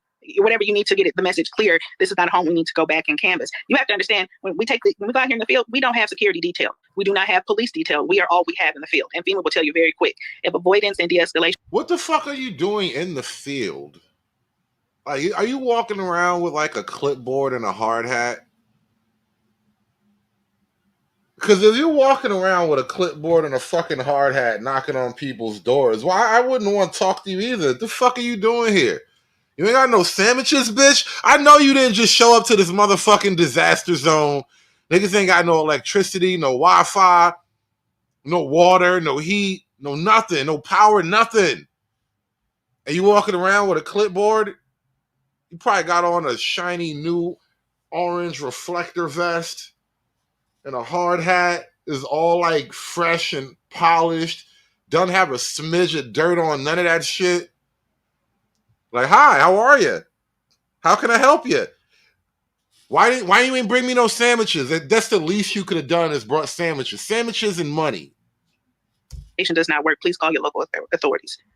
Okay, so what we're talking about here is, so first of all, how many homes did your the team that you were over, how many homes did they survey? Oh, I don't have that number. That's why I showed you the map. That map gives you an aerial view of one specific area. So what you sent us were all the homes that your team processed. Yeah. So we're talking. So this is one map right here. Mm-hmm. This is a second map right here. Mm-hmm. This is a third map right here. This is a fourth map right here. And look, that's the fourth. So all those orange dots, those are all of the homes your teams processed. Yes, sir. So out of all of those homes, your teams encountered 20 homes that were defined as politically hostile. Mm-hmm. Did the teams under you, did they note specifically the addresses of each one of those homes? No, they do not. Again, we do not do PII. So when you drop a dot, it just shows logistical coordinates, and then you just put the details there. But it doesn't show the street. So I'm curious, why not? So for instance, if I'm a worker and I encountered this, I need to be able to say it was 2550 and not 2552. FEMA does not do that. They do not allow you to disclose personal information. Okay, so the problem now is how then are you able to track the homes that are politically hostile? So again, we do it based off of a report. So for example, there were two gentlemen on my team. They had an uncomfortable encounter. For example, they were told drain the swamp and some other kind of crazy statements. So somebody told you to drain the swamp and you don't want to give them no fucking sandwiches, bro. Oh God, this is why they were shooting at you fucking homos. Oh my fucking God. Some niggas said to you drain the swamp and you was like, no soup for you. That's that bullshit. Oh my God. Nigga says to you drain the swamp and you in your fucking feelings. That's crazy. No more money for you. It's lazy. You lazy. You lazy. No more money for you. That's wild. I know. You would think that they was like, hey, suck my dick, bitch. You and Kamala could come down here and both do it. Like, you would think they was really getting spicy, and the first thing she said was drain the swamp. Holy shit. Holy shit. And then there's this idea that the right wing, should be peacemakers and try to, ease things back. You realize what they would have done if they'd have won? They would have transed all of your kids. Your girls would be boys, your boys would be girls. You and your wife would have just been mad and angry, both upset with each other because neither one of y'all stopped it. Like, they would have went so hard if they would have won. No, that house was on this street, a specific street, and I know what color it was. And then if I have another team member tell me on that same street that they had another incident, it's like, okay, this is starting to become a trend. We probably need to pull out because nobody needs to work in a hostile work environment. Okay. So again, I'm just trying to understand. So let me pull up here. So if I zoom in on this map right here, and let's say, okay, so I'm looking at one of these streets. So let's say there are 30 homes on that street. Mm-hmm. And let's say one of your field workers encounters hostility from 3 homes on that street. Mm-hmm. Do they continue to canvass each home on that street, or that's when I make an executive decision and I send a report over to my TFL. I'm sorry. What's a TFL? She makes executive decisions.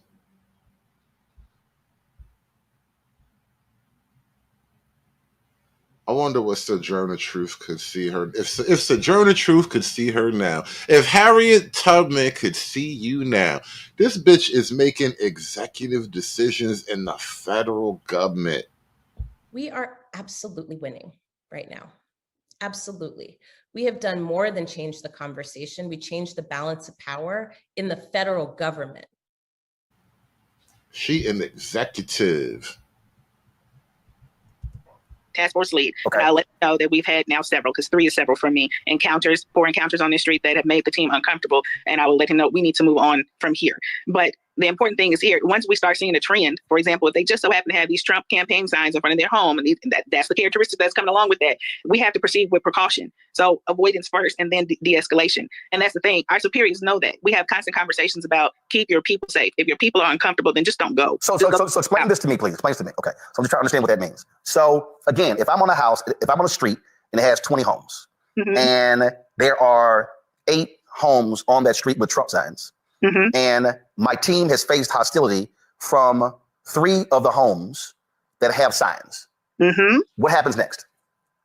I inform my TFL, my direct report, hey, we're again experiencing hostile encounters. We're moving on to another street. We're not canvassing those homes. So again, only for, go ahead, I'm sorry, go ahead, I'm sorry. And that's the directive too. Like, honestly, he has called me multiple times and says, your job is to keep the team safe. I'm sorry, when you say he, who's he? Oh, Chad Hershey. Okay, so who's Chad Hershey? The TFL, that my assigned TFL for this deployment. So Chad Hershey has said, told you what? Literally blaming Chad. This is beautiful. This is so perfect. This is actually mwah, chef kiss. Literally blaming Chad.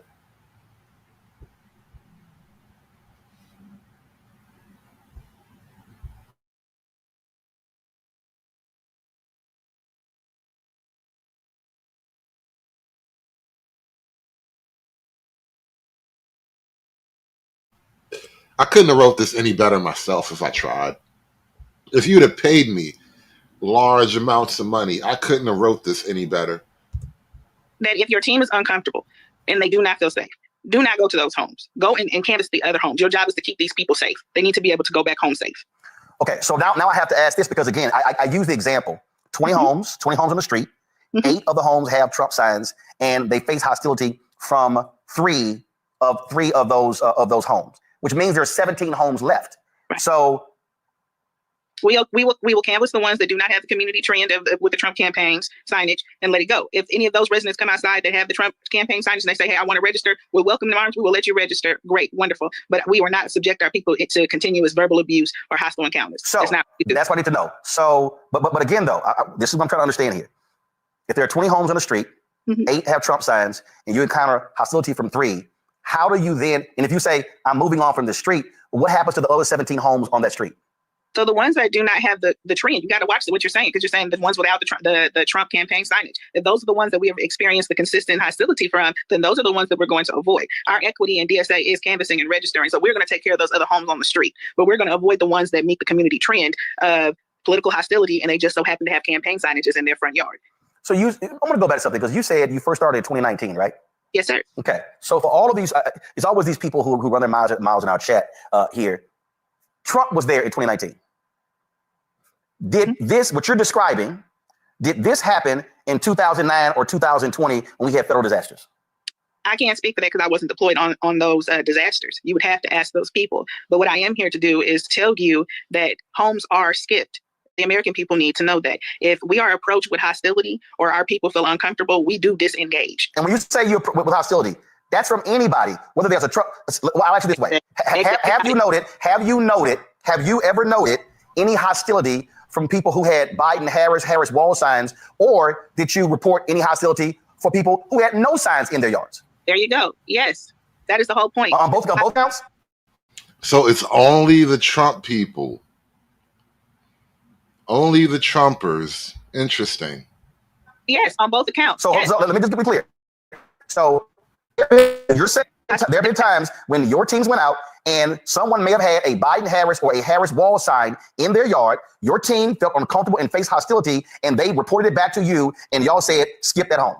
There have been, yes, not on this specific deployment, but What if, yeah, that's a great question.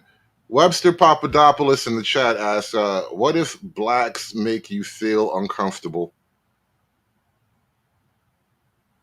That's a great question. That I dare not answer that question because, some of the blacks, I don't want to talk to them either. But I don't work for the government. I'm a free individual. I have rights and shit, all right? So I don't have to talk to them niggas. I don't have to deal with that. Anybody going to be yelling at me because I didn't want to give the blacks no sandwiches and shit like that? They have rights! They have rights! So fucking what, man? yes, there is record of that in the past. What you have to understand is everybody is not happy with FEMA because if their applications are not approved or something didn't go the way they expected it to go, sometimes when we come back around for another disaster, they don't want to see us, and they passionately let us know. So let me go back to what I just said. So there are examples as well of individuals where there were no Trump signs, there were no Harris Biden signs, there are no signs at all, and your teams face hostility, and y'all made the exact same decision to move on. Yes, sir. So when you look at how Republicans and MAGA is trying to play this as, she skipped the Trump vote, how do you respond to that? I respond to it in the same fashion that I'm going to respond to you now. If you greet any of our team members with hostility or aggression, we will de-escalate and disengage and move on. We cannot take that risk to deal with that type of behavior. So she's saying, I didn't skip the Trump people. The Trump people were like, drain the swamp. And I was like, ew, no sandwiches for you. And that's what happened. It's just not ethical for a work environment for anybody. And again, you're saying here that those reports were turned in. You're saying that your supervisors or your team leads, they are aware of this. You're saying that they are aware that this is not politically driven. It is driven based upon the hostility shown towards FEMA workers in the field. Yes. Okay. Would you like, now again, FEMA has not released these reports. They apologize. They're going to fix these issues.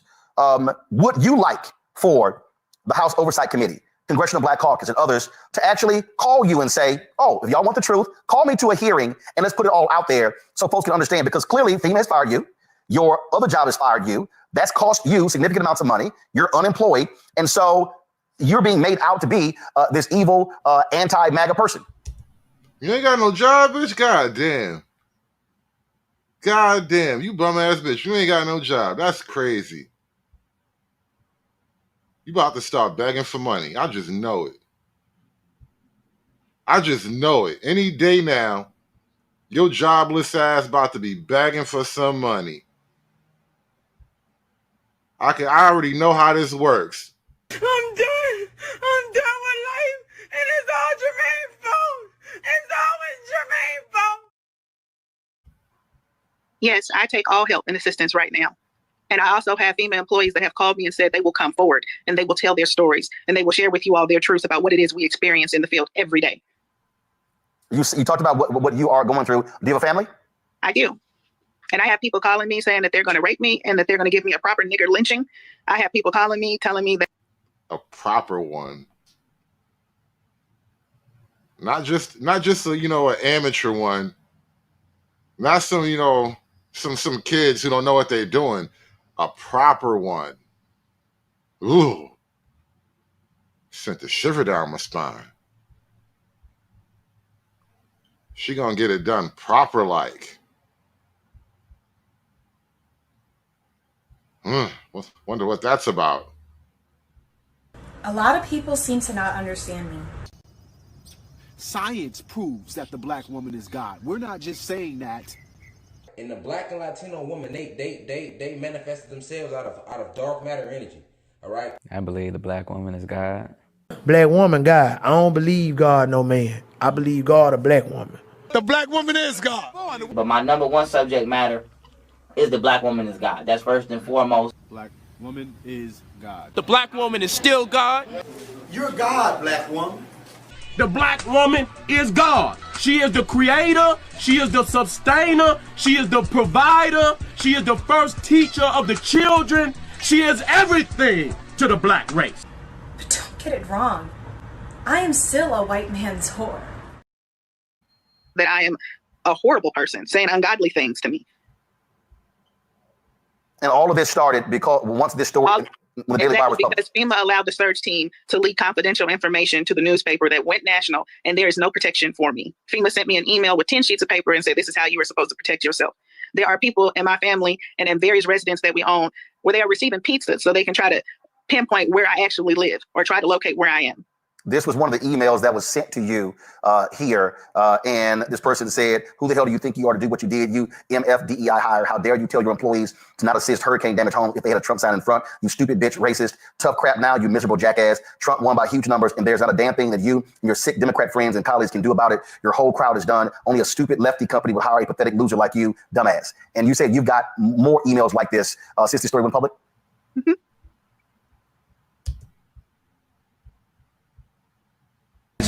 Fuck you. War. Yes, people are quite cruel. You said that FEMA employees have reached out to you. Yes, and these are folks who, your field workers and others who are aware of this type of hostility. Yes. Go ahead. Yes, anybody that's worked with me knows my ethics. They know I do my job well. They understand the integrity that I work with, and everybody knows this is not me. And they are saying that they have no problem coming forward and speaking and telling the truth on FEMA. So folks like Congressman Jim Jordan and other Republicans, they love, with the House Oversight Committee, they love to investigate folks. And so I'm sure they may try to throw out, oh, let's investigate FEMA now. You're saying, oh, I welcome these Republicans holding a congressional hearing so you can come present your information. Please do. They will find this is not isolated. Again, I state this over and over again. This is colossal. This is not just isolated to Florida. Check out what's going on in the Carolinas. There's so many news articles where we have been people coming after FEMA employees with guns, targeting us to kill us, not realizing that we're just fellow Americans like they are. We want to go back home to our families too. Their issue is with FEMA's infrastructure and how they implement duty. It does need to be revamped. It does need restructuring. And it's going to have to start with the truth. No matter who is in that office, there is a problem with FEMA. I don't know. What's the problem? We fucking 30 minutes into this dumbass interview. What's the problem with FEMA? God damn. Now we get to the good shit? Who your member of Congress is. Like the but video, will you reach people. out to your congressman or congresswoman and say, I am a constituent. This is how I've been treated. Yeah, I want you to lead an investigation and call me. I will do that. You talked about the threats that you've received. Have you had to leave your home for your safety? Oh, yes. I'm in a secure location. So as a result of these threats, you no longer living in your home. Correct. Your family is impacted. She is at a Motel 6, paid for by the government. You've been fired from your civilian job, and you're simply out here just dealing with this day by day. Correct. Anything else, Marnie, like that? Again, I do implore you guys to talk to the DSA crew leads. I do implore you guys to One second. When you say the DSA crew leads? Mm-hmm. What is DSA? It was disaster survivor assistant, crew leads, and specialists. They will tell you the truth. And I do implore you all to ask FEMA, why is it permissible for their partnering company to go and breach confidentiality and to leak documents to the public? Why is that relationship so important that they have not gone after them and held them accountable for their egregious actions? Do you regret working with FEMA? She want to know who told on her. She not even telling us what's wrong with FEMA, by the way. She not even trying to say, all right, this is what's really happening inside of FEMA, and you guys really need to know. You know, earlier in the interview, she was like, you know, I'm an American citizen, and this is what the people need to know. All right, tell us what we really need to know. What's going on inside FEMA? I don't give a fuck who snitched on you. Y'all niggas worry about that shit later. I want to know what's really happening in FEMA. No, I enjoy the work that I've done for FEMA and for this country, but I don't regret for believing in a system that did not care about me the way I cared about them. Clearly, the way they've mishandled me, the way they have exploited me, the way they have mistreated me, clearly shows that the relationship was one-sided. And a lot of us feel that way. Regarding your civilian company, Avanath, that's how it's pronounced, firing you, are you considering suing them for wrongful termination? I'm open to explore all options at this point because I don't even know where to start. So if there's someone that can help me, this is my cry to help. This is my call to help. If there's someone that can help me legally throughout this process, please contact me. Let me know what are my real rights in this situation. Where do I go from here? All right. Marnie Washington, I appreciate you reaching out to us, joining us to share your side of the story. And we certainly will be reaching out to FEMA to get some answers to the troubling issues that you certainly have raised. Thank you so much for a voice and an opportunity to speak. I appreciate it. Thank you so very much. When you talk about blackness and what happens in Black culture. So I'm glad she didn't plug her GoFundMe. But what is going on inside of FEMA? We needs to know. Now, earlier I showed you a piece of an internal document. I mean, not a document, an internal meeting from FEMA, where they were focusing on equity, disaster equity. That was the word. That was the word that we learned earlier tonight. Disaster equity, right? And so now you might want to learn, you might want to know what's going on inside FEMA. Thanks to Tucker Carlson and I forget this other guy's name.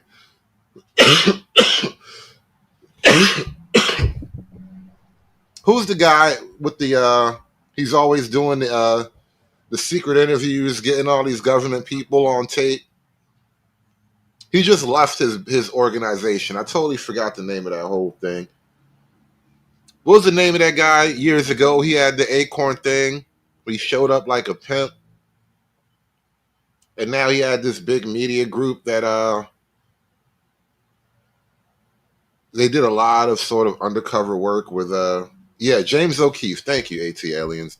James O'Keefe. Thank you, Tucker Carlson and James O'Keefe, for cracking down on the story of FEMA. And you know what? Before we get into that, because we're having all this Black women DEI equity night. I gotta cleanse my palate for a second of the Black women DEI equity stuff. So excuse me as we take a brief segue. We got to take a palate cleanse before we get to the bottom of what's really going on at FEMA.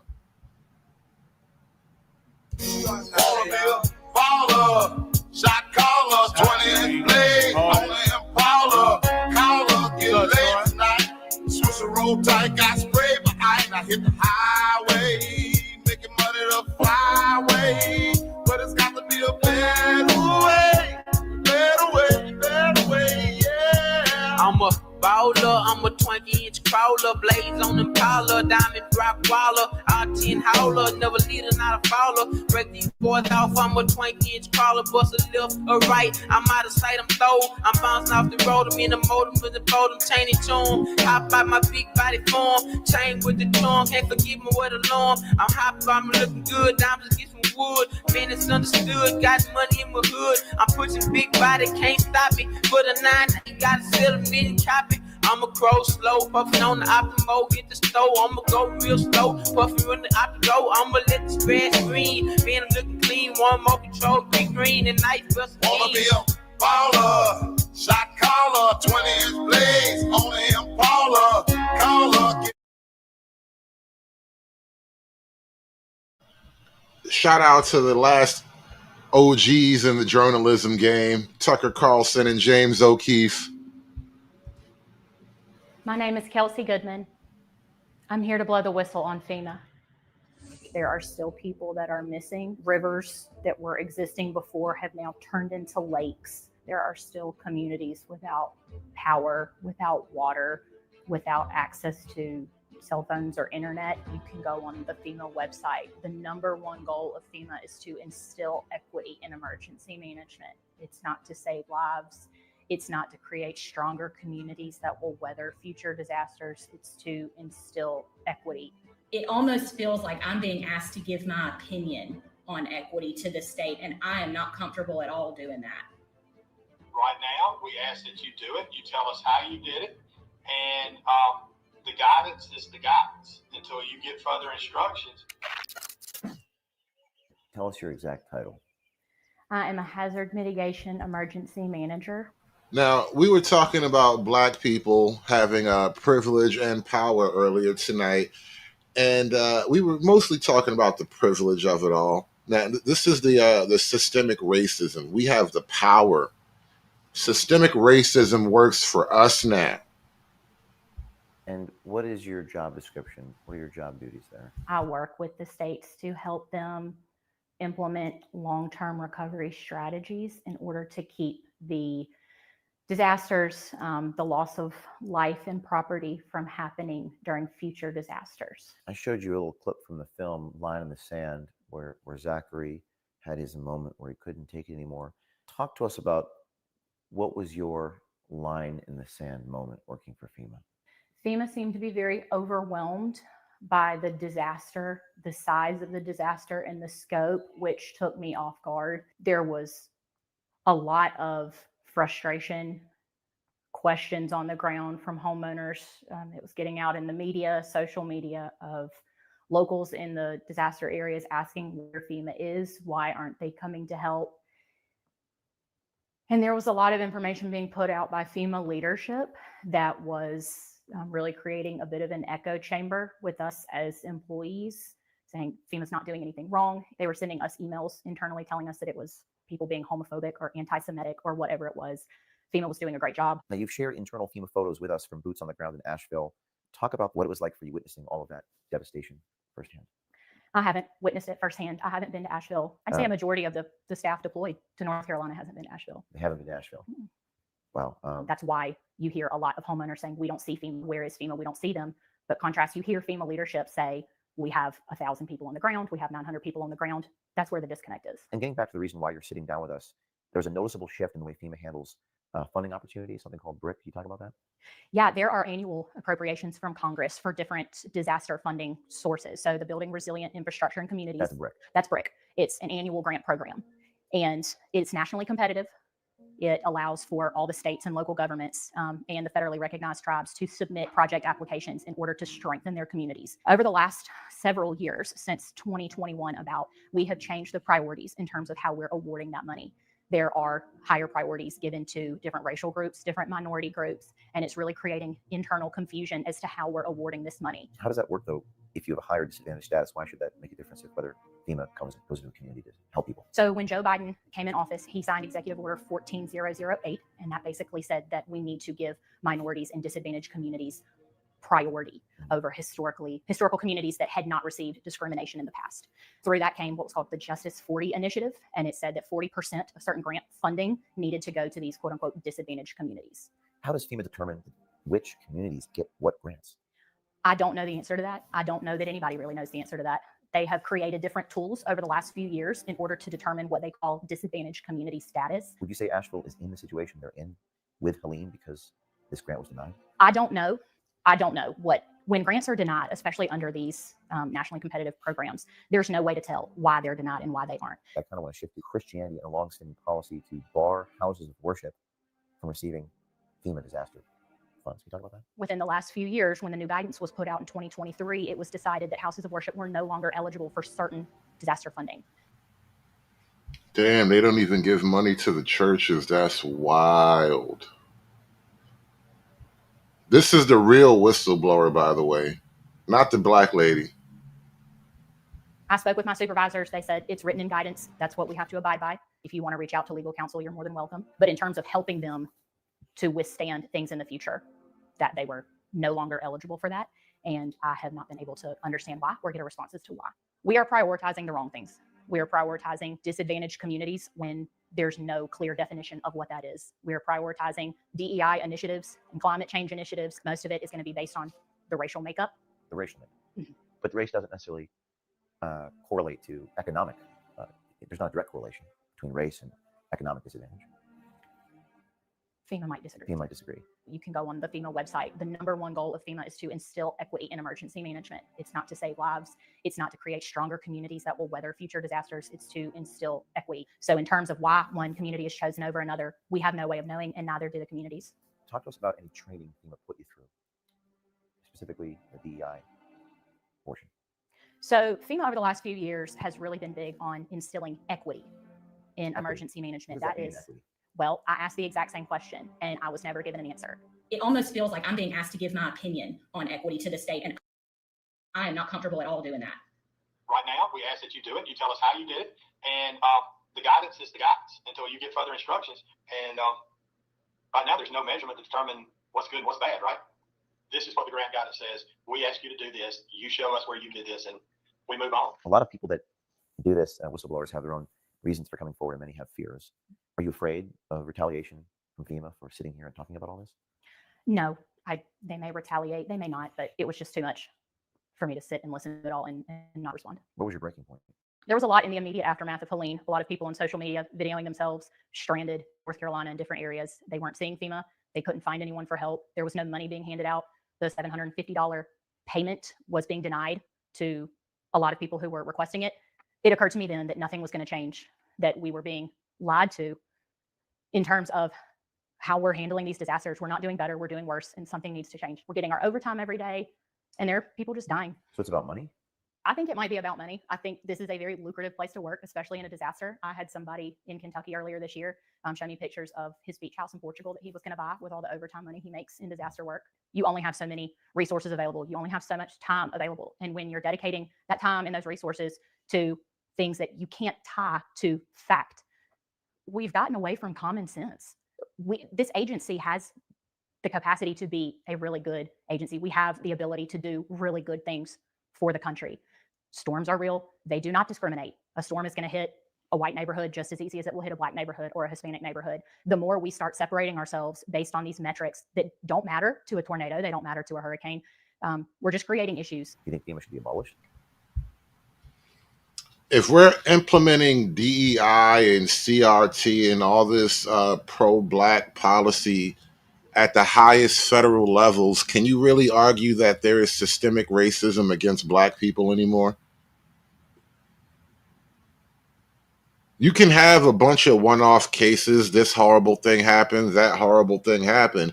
But can you honestly say that there is systemic racism against black people? The system hires black people to implement policies that advantage black people over white people. The system loves niggas.